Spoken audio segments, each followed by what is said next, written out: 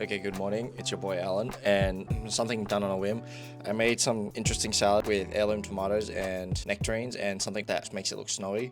I'll show you what that is at the end. I say wintry, but to be honest, it's just more of a visual thing. I don't really have much of an idea of what really would make a wintry or summery or seasonal salad.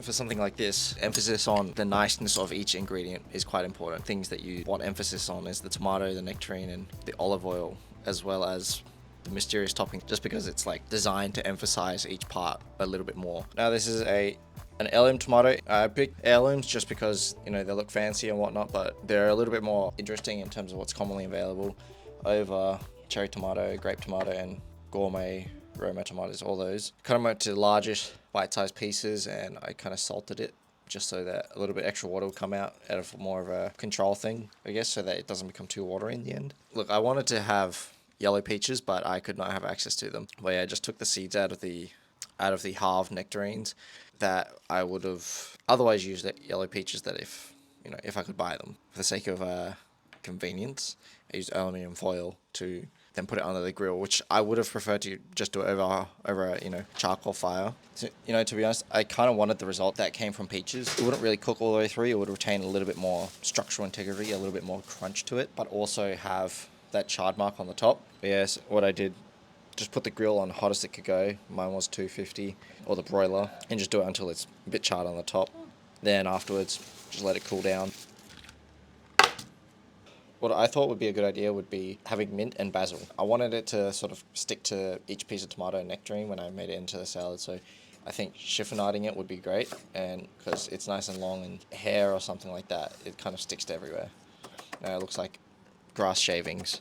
I went with some simple vinegarette, I believe you call it. I put some shallots into it and finely diced, very small, sharpest knife you can gather. From my understanding, it's probably best to have like a 2 to 1 to a possibly 3 to 1 ratio of oil and your acid of choice. I put a bit of paprika in there, some pepper, and very nice olive oil. But yeah, like a nice olive oil is usually, it should be sort of spicy and much more bolder taste. So you don't both need too much of it, but like a lot of it also can be good. Adjust for salt as you do it. But yeah, making the dressing, my thought process was just blend that all together so it's all like semi-emulsified, and you'd be surprised at how far like vinegar goes. But it was a little bit too tart for me, so I put some of the tomato juice in that came from the salted tomatoes. Yeah, don't mind me, I'm just reminiscing.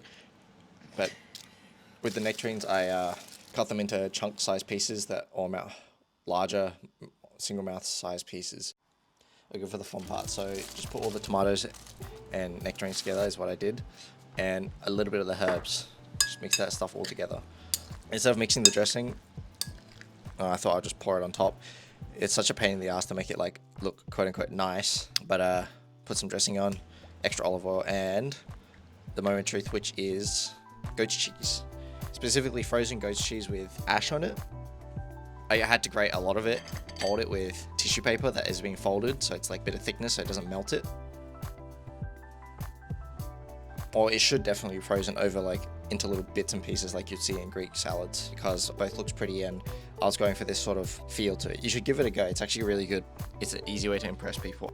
I thought maybe nutmeg would go well, just like you only need a little bit, it goes a long way. But yeah, I hope you like the dish that I made on a whim. If you do enjoy it, or even if you don't enjoy it and you dislike it, just at least subscribe, that'd be mighty helpful.